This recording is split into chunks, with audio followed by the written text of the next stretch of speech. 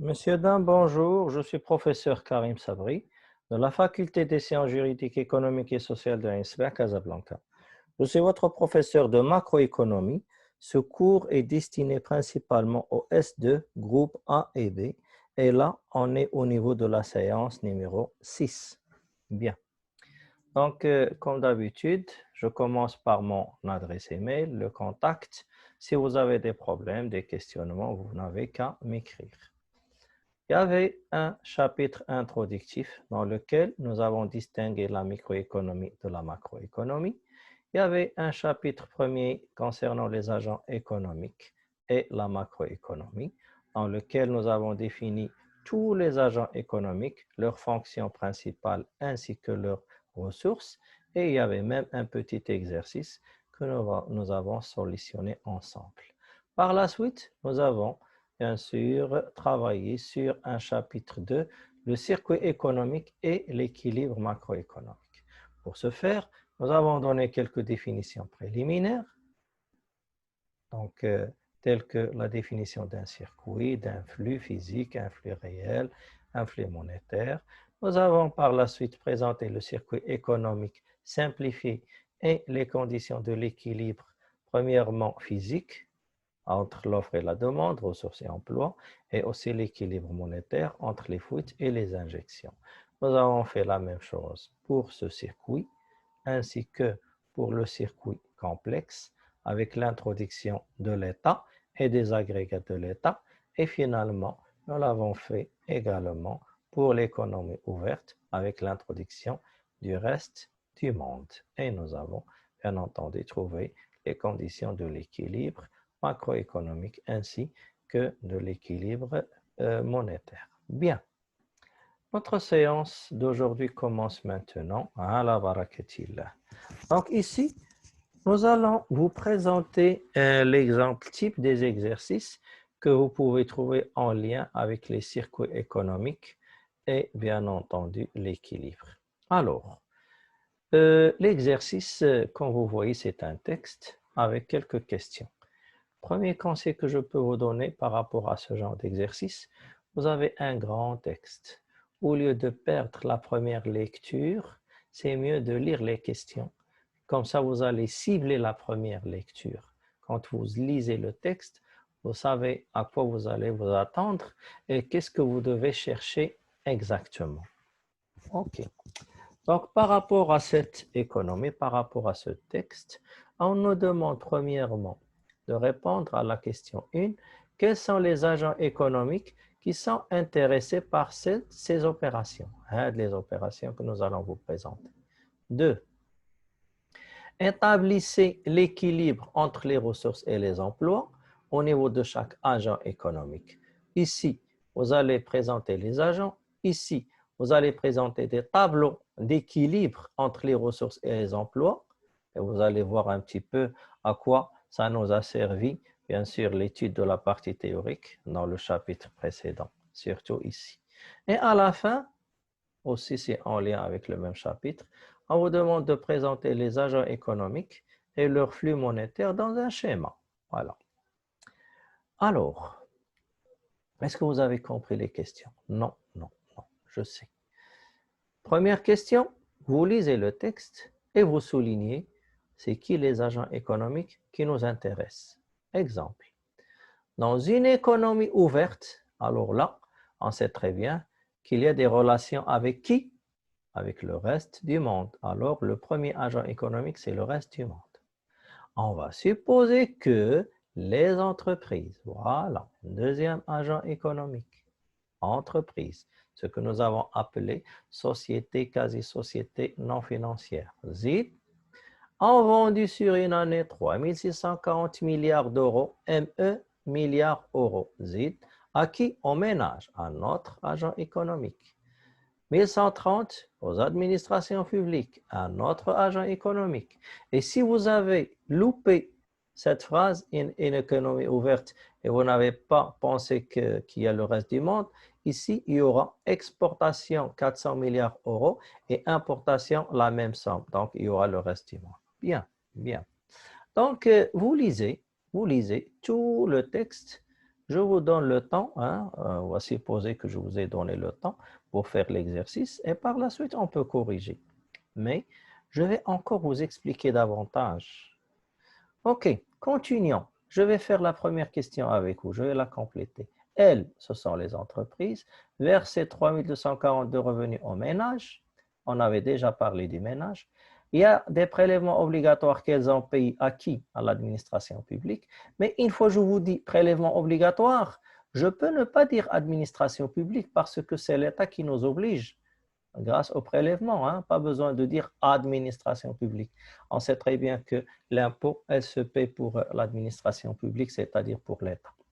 Les ménages, oui, on l'avait déjà dit, donc c'est un agent entre autres, ont de leur côté versé 1800 milliards d'euros de prélèvements obligatoires. On comprend à qui ils versent, bien sûr à l'État.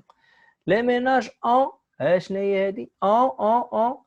épargné 100 milliards d'euros. Les ménages, ils peuvent épargner où? Je n'ai pas dit thésauriser. La thésaurisation, c'est mettre de l'argent de côté à la maison. Mais épargner, on épargne, faire où? À la banque. Alors, il y a la banque ici. Ah oui, établissement financier. Les ménages ont reçu 800 de salaire des administrations publiques. Ça ne s'appelle pas un salaire, ça s'appelle comment?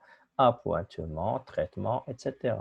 Et ils ont reçu encore 1500 milliards d'euros de transferts. C'est quoi ça? C'est les allocations familiales. L'État a transféré 1500 milliards d'euros de transferts à qui? Aux ménages. D'accord. Les crédits, c'est qui donne les crédits? Alors, si ici, tu n'avais pas compris qu'il s'agit des banques, ben ici, tu comprendras qu'il y a des banques qui accordent des crédits. À qui? Ils ont accordé des crédits de 30 milliards d'euros aux entreprises et 70 aux administrations publiques. OK, j'ai fait le tour de la première question. Quels sont les agents économiques qui sont intéressés par cette économie, par ces opérations? Il y a les institutions non financières, sociétés, quasi-sociétés non financières.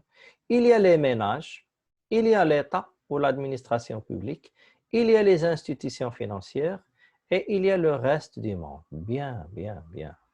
Ça, ce sont les agents qui vont nous intéresser. Bien. Waha. Concernant la deuxième question, au stade, je n'ai pas compris. Qu'est-ce que je dois faire exactement? C'est ce que je vais vous expliquer avant de vous donner le temps pour faire l'exercice. Regardez, monsieur Dan. Ça, c'est un exemple de bilan. Il y a les ressources, ce que vous appelez en comptabilité le passif, et il y a l'actif, les emplois. Chaque fois, vous avez des agrégats. En comptabilité générale, on parle de postes. Et on a le montant en milliards d'euros. Et ici, vous mettez les agrégats et les montants correspondants. De quoi? De tout ce qui est ressources. Mais c'est quoi les ressources, monsieur? Ce sont les différentes catégories de revenus. C'est rappel de chapitre numéro 1, quand nous avons présenté les institutions, leurs fonctions, et la dernière colonne, leurs ressources. Vous vous en souvenez? Ah ben c'était ça. Alors les ressources, c'est là où on a pu avoir de l'argent, les ressources financières. OK. Exemple, ici, j'ai les sociétés, les quasi-sociétés non financières, elles peuvent se ressourcer, avoir de l'argent, si elles vendent aux ménages, si elles vendent à l'État, si elles vendent à l'étranger, exportation. Et si tout ça n'est pas suffisant pour faire face à leurs dépenses, qu'est-ce qu'elles vont faire, les sociétés, quasi-sociétés non financières? Elles vont compléter leurs ressources par des dettes. Ah, bah oui. Vous mettez les agrégats, les montants. Ici, vous avez les emplois, c'est-à-dire à chaque fois, comment les sociétés, quasi-sociétés non financières. Pourquoi j'ai commencé par ça? Parce que c'est ce que j'avais mentionné ici en premier. Société, quasi-société non financière. Combien de bilans nous aurons, monsieur? On aura un, on aura deux, on aura trois, on aura quatre, on aura 5 bilans. De la même façon. Chaque bilan avec les ressources et les emplois. Quelles sont les différentes catégories d'emplois? De qui? Des entreprises. C'est-à-dire comment les entreprises vont dépenser leur argent. En payant des salaires, par exemple, vous mettez le montant. On va le trouver où, monsieur? Dans le texte. Regardez. Les entreprises ont versé 3 240 de revenus aux ménages. Ce sont les salaires, finalement. Ah oui, c'est vrai. Donc, salaire, vous mettez le montant ici. Vous cherchez dans le texte combien les entreprises ont payé d'impôts, combien elles ont emporté de l'extérieur et vous complétez votre tableau. Vous pouvez prendre une photo par rapport à ça. Faites-le maintenant. Comme ça, vous pouvez le copier à tête reposée et faire les bilans de tous les autres agents économiques. Ça fait, c'est clair. La photo a été prise. Bien. Et vous faites ça 5 fois. Pour qui? Pour photographier aussi ça. Premier agent, deuxième agent, troisième agent, quatrième, cinquième. Donc, vous avez la photo des agents qui vont vous intéresser. C'est fait, la photo. OK. Vous avez la photo d'un exemple de bilan. Et je vais vous demander aussi de prendre la photo. Par rapport à quoi? Par rapport à la dernière question. Qu'est-ce qu'on me demande pour la dernière question? Présenter ces agents économiques et leur flux monétaire dans un schéma. Vous vous en souvenez de ce schéma? Ah ben c'est la même chose. Sauf qu'ici, on ne me demande pas ça, les flux réels, et on ne me demande pas ça, les marchés. Qu'est-ce qu'on me demande? On me demande présenter ces agents économiques et leurs flux monétaires. C'est tout. Ah, c'est tout. Donc, regardez. Prenez photo. J'ai les ménages, j'ai les administrations publiques, j'ai les sociétés, quasi-sociétés non financières, j'ai le reste du monde, j'ai les institutions financières. Alors, vous allez établir des flèches pour dire combien le ménage a donné aux entreprises quand il a acheté chez elles, combien les entreprises ont payé de salaire au ménage, combien les entreprises ont payé d'impôts pour l'État, combien elles ont emprunté, ça c'est les institutions financières, ça veut dire banque, et ça c'est administration publique, ça veut dire État. Ça c'est les ménages, ça c'est les entreprises ou bien les sociétés, quasi-sociétés non financières, et ça c'est le reste du monde extérieur. Alors ici, importation, exportation, etc. Est-ce que vous avez compris un petit peu? Donc maintenant, vous avez tous les ingrédients pour faire l'exercice. Vous aurez besoin de ce schéma, vous l'avez pris en photo, après vous pouvez le dessiner et le compléter. Vous avez pris un exemple d'un bilan pour les sociétés, quasi-sociétés non financières. Vous pouvez imaginer les autres. Pour qui? Pour les bilans, pour les ménages, pour l'administration publique, pour les institutions financières et pour le reste du monde. Et tout ça à partir de ça, à partir de ces données-là. Donc, vous photocopiez aussi ou bien photographiez le texte et je vous donne, on va dire, le temps. Vous allez mettre pause, vous faites l'exercice tranquillement. Ça va vous demander, on va dire, au grand maximum 35 à 40 minutes pour faire tout l'exercice. Donc, si on lève pour la première question, donc on va dire 35 minutes net. Voilà. Allez-y, bon travail. Donc, mettez pause, faites l'exercice et on se verra après pour la correction. Bien. Maintenant, je vais supposer que vous avez fait l'exercice et je vais vous donner la correction.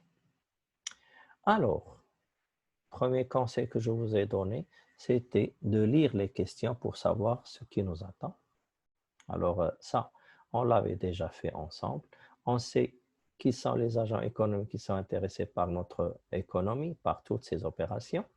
On sait qu'il y a lieu de tracer 5 bilans, 5 tableaux pour les agents que nous avons évoqués, institutions non financières, sociétés, quasi-sociétés non financières, 1, ménage 2, l'État ou administration publique 3, institutions financières aux banques 4 et le reste du monde 5. 5 tableaux. Et présenter ces agents économiques et leurs flux monétaires par rapport à un schéma. Donc, vous pouvez juste mettre les agents, pas besoin de mettre les flèches. Les flèches, vous allez les mettre vous-même en lisant et en complétant. Je commence. Bien. Alors, chaque phrase, je vais la lire et je vais répondre et expliquer en même temps. Je vais faire les 3 questions en même temps. Première question, c'est déjà fait. Deuxième et troisième. Allons-y. Donc, c'est qui le premier agent qui va nous intéresser? C'est les institutions non financières. Société, quasi-société non financière. Je vais me focaliser uniquement sur les sociétés, quasi-sociétés non financières et ses relations avec les autres agents économiques. Allons-y. Dans une économie ouverte, On va supposer que les entreprises, ça veut dire quoi les entreprises? Ça veut dire les sociétés, quasi-sociétés non financières, c'est la même chose. Ont vendu sur une année 3 640 milliards d'euros aux ménages. Alors, pour les entreprises, est-ce que l'argent entre ou bien l'argent va sortir? Je répète, je suis une entreprise qui a vendu aux ménages combien? 3 640 milliards d'euros. L'argent entre ou sort pour l'entreprise. Maintenant, vous allez vous positionner comme comptable chez les entreprises. L'argent entre, bien sûr. Marjane, quand il va vous vendre un frigo, il ne va pas vous donner le frigo et l'argent. Non, il va vous donner le frigo. Mais ce qui m'intéresse, moi, c'est le flux monétaire. L'argent va entrer. Donc, c'est une ressource ou un emploi pour les entreprises? Bien entendu, c'est une ressource. De combien? De 3 640. C'est qui la paie? C'est le ménage. Je vais faire cette opération vite fait. Regardez comment je vais faire. Alors, ressources, première ressource, 3 640. Vente à qui? Au ménage. C'est une première ressource. Donc, pour les ressources des sociétés, quasi-sociétés non financières, appelées aussi entreprises, j'ai les ventes au ménage de 3 640. J'ai répondu à la deuxième question. Je vais en même temps répondre à la troisième. Quel troisième? Ben, le schéma. Quel schéma? Ben, le schéma, ici, ce schéma. Qui donne à qui? Combien? Qui donne à qui? Les ménages ont donné à qui? Aux entreprises. Combien? 3 640. Donc, je dois avoir une flèche qui va du ménage vers les sociétés, quasi-sociétés non financières avec un montant de combien? De 3 640. Allons-y. Les ménages donnent aux sociétés, quasi-sociétés non financières, un montant de 3 640. Ah, ok, bien. Donc, première opération, c'est fait. Revenons au texte. Alors, les entreprises ont vendu sur une année 3 640 milliards d'euros aux ménages.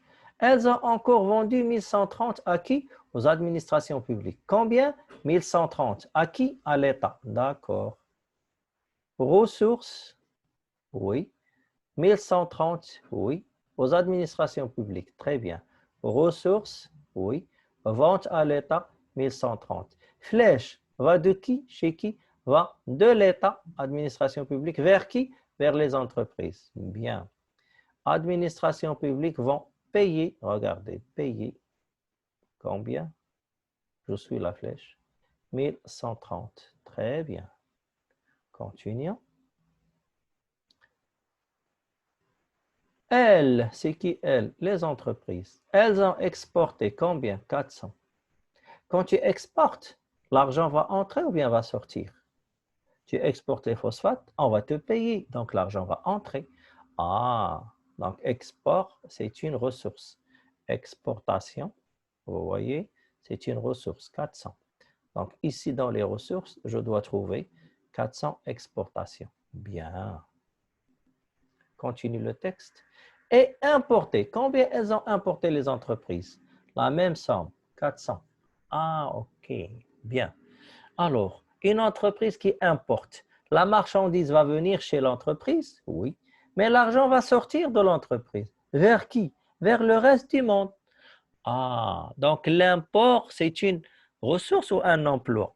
C'est un emploi, puisque c'est une dépense. Donc, je dois trouver dans les emplois 400 d'importation. Vous voyez? Emploi, 400 d'importation. Très bien. Le premier passage, je l'ai terminé. J'ai terminé le premier passage. Je vais maintenant passer au deuxième passage. Écoutez, messieurs, dames. Ceux qui ont essayé de faire l'exercice et qui n'arrivaient pas, et maintenant, après avoir fait ce petit passage et ils ont commencé à comprendre, vous pouvez maintenant faire pause et continuer l'exercice tout seul. Voilà. Est-ce que c'est clair? Vous avez déjà compris une partie, donc vous pouvez compléter. Sinon, moi, je vais continuer la correction. Alors, ici, elle, c'est qui elle? C'est toujours le même sujet, le fa'il, les entreprises. Les entreprises ont versé quoi? Elles ont versé, ça veut dire quoi verser? Payer combien? 3240 milliards d'euros de revenus acquis aux ménages. C'est qui paie à qui? Les entreprises payent à qui? Aux ménages. Regardez, c'est un emploi. Les entreprises payent revenus aux ménages. Combien? 3240. Ah oui. Les emplois, salaire 3240. C'est qui paie à qui? Flèche va aller de l'entreprise vers les ménages avec un montant de combien? De 3240. Bien. Donc, regardez. Flèche qui va de société, quasi-société non financière vers les ménages d'un montant de 3240. Très bien. Continuons. Elles ont versé ça et elles ont aussi versé 1560 milliards de prélèvements obligatoires. À qui? Aux administrations publiques. C'est qui paye? C'est l'entreprise qui paye. Elle paye qui? Elle paye l'État. Combien? 1560. Quoi? Des impôts. Ah, j'ai compris. Donc, voilà. Paye, donc c'est des emplois. C'est des emplois. Les impôts, combien? 1560. Emploi, 1560. Impôts. À qui? Ah ben bien entendu, l'entreprise va payer l'administration publique. Flèche qui va de l'entreprise, société, quasi-société non financière, à qui je suis la flèche. À l'administration publique, elle est de combien? De 1560. Bien. Revenons au texte. Les ménages. Est-ce qu'on parle d'entreprise? Je ne sais pas, je vais voir. Les ménages ont de leur côté versé 1800 de prélèvements obligatoires? Non. Les ménages versent les versements obligatoires à l'État. Il n'y a pas d'entreprise. Les ménages ont épargné 100. Ils vont l'épargner où? À la banque, pas d'entreprise. Les ménages, ont reçu 800 de salaire. De chez qui? De chez l'administration publique. Est-ce qu'il y a entreprise? Non, il n'y a pas. Les ménages ont encore reçu 1500 de transfert. De chez qui? De chez l'État. Est-ce qu'il y a entreprise? Non. Les crédits, maintenant je vais arriver là. Les crédits ont représenté 30 milliards d'euros. Pour qui? Ah, nous, on est toujours entreprise, hein, n'est-ce pas? Répétez, monsieur. Les crédits ont représenté 30 milliards d'euros. Pour qui? Pour les entreprises. C'est une ressource ou un emploi? C'est une ressource, monsieur. Pourquoi? Parce que c'est un moyen de financement. La banque vous a aidé à vous ressourcer au niveau financier. Elle vous a donné 30 milliards d'euros. Très bien. Regardez. Ressources, combien? 30. C'est qui les a donnés? Institution financière. Pour moi, c'est une dette. Dette, ça commence avec un D. العربية تقول الدين بالدال. عقلوا على الدette دين. Créance, là. Créance, ça commence avec un C. Client, ça commence avec un C. Carnet, ça commence avec un C. Donc, finalement, C, carnet, créance, client, c'est quand vous prêtez quelqu'un. انت اللي كتسلف شي واحد. اما dette, انت اللي كتسلف. La dette, c'est une dette. دين. Est-ce que c'est clair? Donc, pour ceux qui confondent toujours dette et créance, ou bien fournisseur et client en comptabilité générale. Dette, دين. دين من عند من؟ من عند fournisseur, البائع. Donc, dette, fournisseur. Dette de la banque. Dette de l'État. Donc, ديون. C'est ce que tu dois payer. Dette, des doigts, devoir, tu dois payer. Créance, c'est client, c'est carnet mulhanout, ainsi de suite. C'est là où vous allez تبرع للناس وتعطيهم كريديات. Bien. Ah, je vais voir où en est-il par rapport au texte. Donc, les crédits ont représenté 30 milliards d'euros pour les entreprises et 70 pour l'administration publique. Je ne parle pas de l'entreprise. Est-ce que j'ai terminé? Oui, monsieur. Vous avez terminé le texte concernant toutes les données en lien avec l'entreprise. Quand vous faites le total des ressources, 5 200 milliards d'euros. Quand vous faites le total des emplois, 5 200 milliards d'euros. C'est très bien. Très bien. C'est ce que nous cherchons, l'équilibre. Quand vous n'avez pas équilibre, il faut le chercher. Ça veut dire que vous avez oublié quelque chose. Et Et je vais vous donner une astuce. Regardez. Les ressources, c'est l'argent qui entre. 1, 2, 3, 4. Je dois trouver 4 flèches avec 4 montants qui entrent vers l'entreprise. Bien. Et ici, les flèches sortantes. Des flèches qui vont aller, cette fois-ci, de l'entreprise vers d'autres agents. Combien? 1, 2, 3. Vers les ménages, vers l'État, vers le reste du monde. Et vous aurez 4 sortants, 3 entrants. 1 entrant, 2 entrants et 3 entrants. Tout le reste sortant. 1 sortant, deuxième flux sortant, troisième flux sortant, il est où le quatrième? Donc 1, 2, sortants. Les sortants, c'est 3, monsieur, c'est pas 4. Ah oui, c'est vrai. Un premier sortant, un deuxième sortant et un troisième sortant. Oui, alors corrigez. D'accord. Pour les ressources, c'est les flux entrants. 1, 2, 3, 4. Combien? 4. D'accord, je compte. 1 entrant, un flux, deuxième entrant, un troisième entrant et finalement un quatrième entrant. Bien, c'est très bien. Voilà. Impeccable. Est-ce que vous avez compris? Oui. OK. C'est qui l'agent numéro 2 qui va nous intéresser? Les ménages. Vous relisez. Hein? Moi, je connais le texte maintenant par cœur. Pour vous, vous ne le connaissez pas par cœur, donc je vais relire avec vous. Alors, dans une économie, je vais cibler qui? Maintenant, je ne suis pas l'entreprise, je suis ménage. D'accord, monsieur? Allez-y, monsieur le ménage. Alors, dans une économie ouverte, on va supposer que les entreprises ont vendu sur une année 3 640 milliards d'euros. À qui? Aux ménages. Donc, les ménages, quand ils vont acheter, ils doivent payer.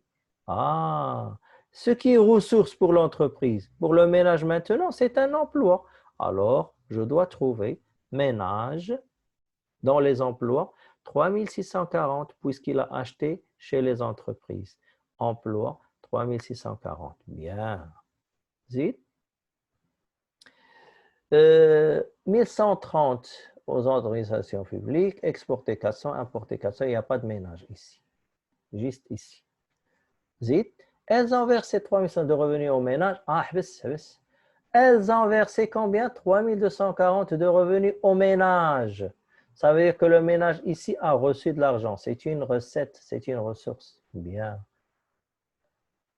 Ménage, ressources, 3 240. Qu'est-ce qu'il avait reçu? Des salaires. Ressources, salaire, 3 240. Bien. Zit.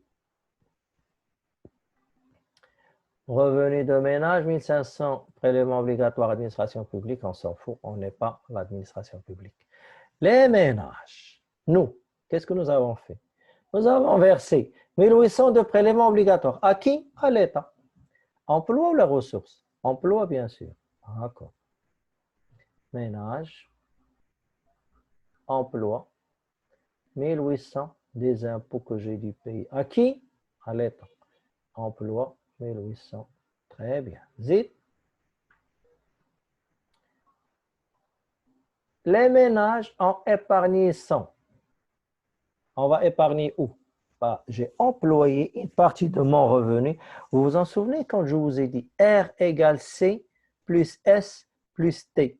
Le revenu, je vais consommer une partie, je vais épargner une partie, je vais payer une taxe. Vous vous en souvenez de ça?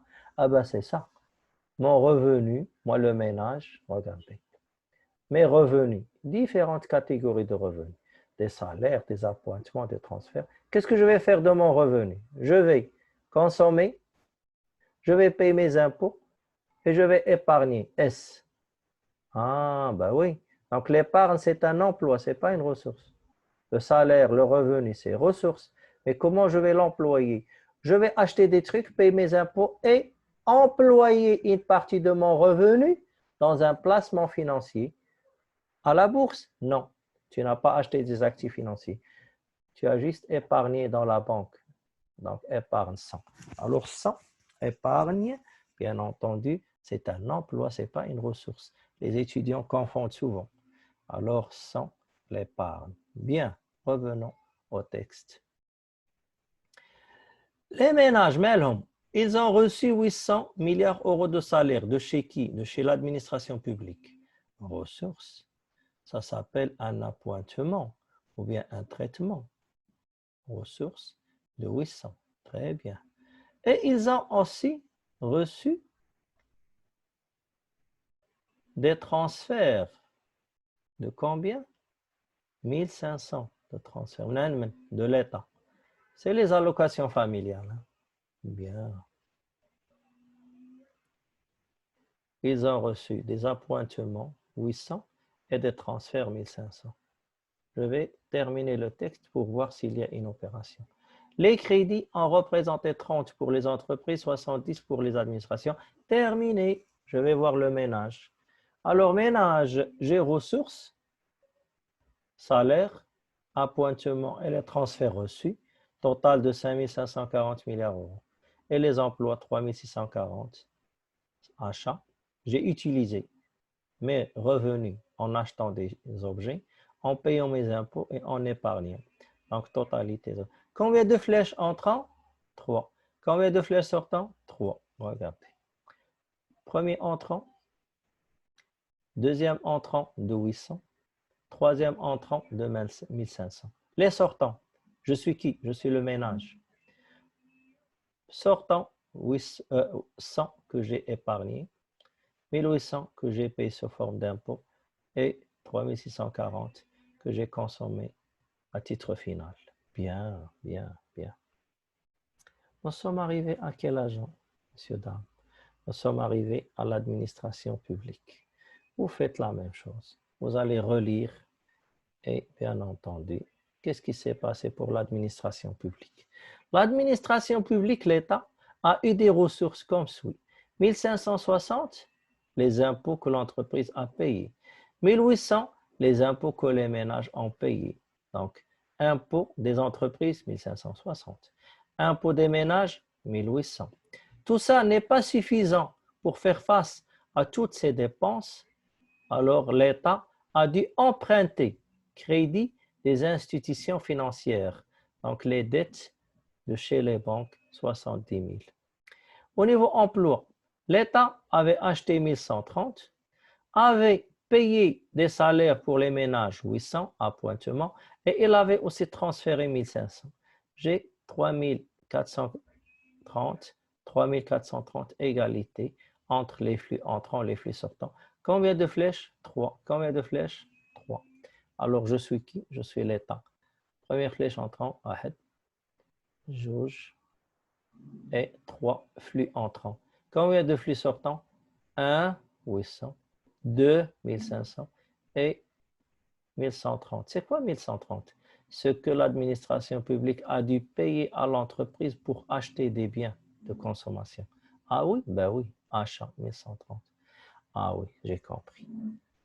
Qu'en est-il pour les institutions financières, les banques? Les banques, c'est facile.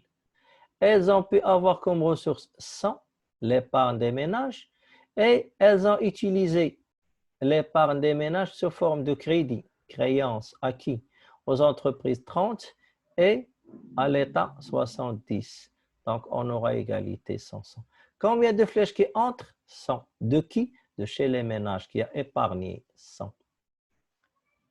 Et combien de crédits ont été accordés? 70 pour l'État et 30 pour les entreprises. Bien. Le reste du monde. N'importe quel agent, quand il exporte, il y a l'argent qui entre. Donc, les exportations du reste du monde, c'est sa ressource de 400. Et n'importe quel agent qui importe, reste du monde ou entreprise, quand vous importez, vous dépensez votre argent. Donc, égalité 400, 400. Bien, bien. J'ai terminé. Alors, regardez. Un flux entrant et un flux sortant. Un flux entrant et un flux sortant. Vous savez, messieurs, dames, pour le schéma final, je vais juste superposer le premier schéma. Imaginez que c'est un calcaire, hein, et je le mets au-dessus du deuxième, je complète, au-dessus du troisième schéma et au-dessus du quatrième, et finalement le dernier, et vous obtenez un schéma complet qui présente les agents économiques et leur flux monétaire dans ce schéma complet. Donc, j'espère que vous avez bien compris. J'espère que l'exercice était clair. Donc, sur ce, nous allons arriver au terme de cette séance. Donc, avant de se quitter, nous allons la prochaine fois, Inch'Allah, voir un troisième chapitre dans la séance numéro 7. Ça s'agit des agrégats et des ratios macroéconomiques. Merci de votre attention et à la séance prochaine.